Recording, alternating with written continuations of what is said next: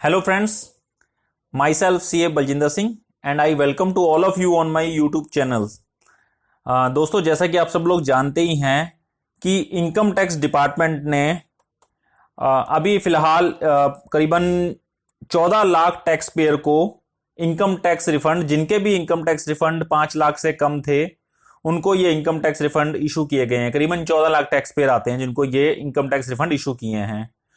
और जो ये इनकम टैक्स रिफंड इशू करने का जो डिसीजन है उसको लेने का पीछे रीजन ये था कि कोरोना वायरस के चलते जो लॉकडाउन हुआ है उस लॉकडाउन की वजह से लोगों को काफी फाइनेंशियल क्राइसिस फेस करने पड़ रहे हैं, क्योंकि इस समय काम धंधा बिल्कुल बंद है, ऑफिसेज बंद हैं। तो इन सब फाइनेंशियल क्राइसिस को देखते हुए इनकम टैक्स डिपार्टमेंट ने करीबन 14 लाख टैक्स पेयर को जो इनकम टैक्स रिफंड है इशू किए हैं दोस्तों।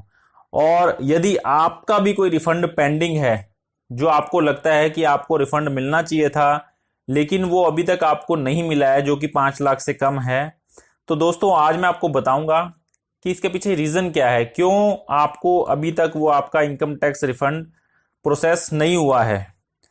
तो दोस्तों जो इसका जो सबसे बड़ा रीजन है दोस्तों वो है, अगर आपकी कोई आउटस्टैंडिंग टैक्स डिमांड पेंडिंग है किसी पिछले साल के अंदर, ये एक बहुत बड़ा रीजन है जिसकी वजह से कि लोगों को उनके इनकम टैक्स रिफंड नहीं मिल पा रहे हैं। सीबीडीटी ने एक प्रेस रिलीज करी थी 15/4/2020 को, जिसमें उन्होंने करीबन 1,74,000 टैक्स पेयर को जो नोटिस मेल के द्वारा इशू किए हैं, जिसमें उन्होंने इन सब लोगों से उनको उनकी जो reconciliation with outstanding tax demand है वो मांगी है दोस्तों।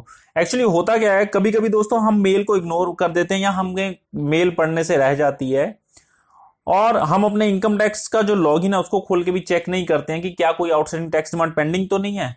हमें लगता है कि सब कुछ सही है। होता क्या है, कभी कभी डिपार्टमेंट की तरफ से कोई चीज डिसअलाउड कर दी जाती है या कोई टीडीएस का पंगा होता है जिसकी वजह से आपके वो टैक्स डिमांड खड़ी रहती है।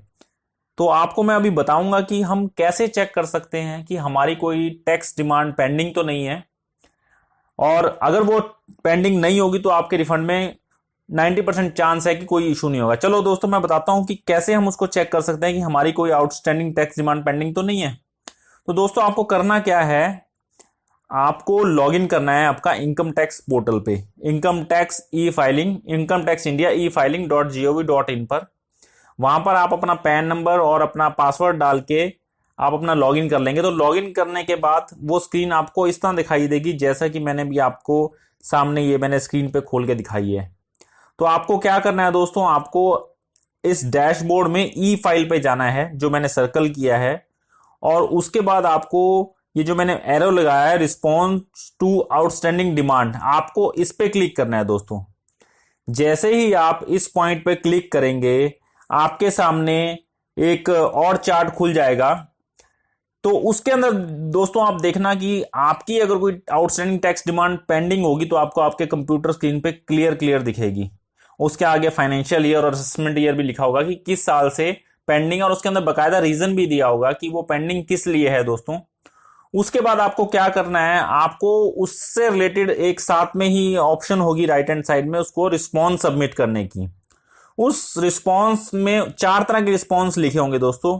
एक तो डिमांड इज करेक्ट, दूसरा होगा दोस्तों डिमांड इज पार्शली इनकरेक्ट, तीसरा होगा डिसएग्री विद डिमांड, और चौथा होगा demand is not correct but agree for adjustment. तो दोस्तों आपको करना क्या है, आपको इन चारों ऑप्शन में से आपको पहले देखना है कि वो डिमांड का रीजन क्या है। तो अगर आप एग्री करते हैं तो आपको उसको डिमांड इज करेक्ट करना है, अगर डिसएग्री करते हैं तो उधर एक साथ में ब्रीफ डिस्क्रिप्शन के बारे में भी दिया होगा, आपको वो डिसएग्री करके आपको वहां पर वो रीजन लिखना है।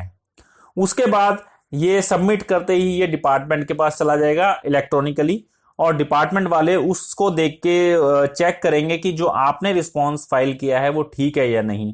अगर आपका रिस्पॉन्स ठीक हुआ और डिपार्टमेंट को भी क्लियर हो गया कि आपका सब कुछ ठीक है, तो दोस्तों आपका जो रिफंड है वो इजीली प्रोसेस कर दिया जाएगा डिपार्टमेंट की तरफ से।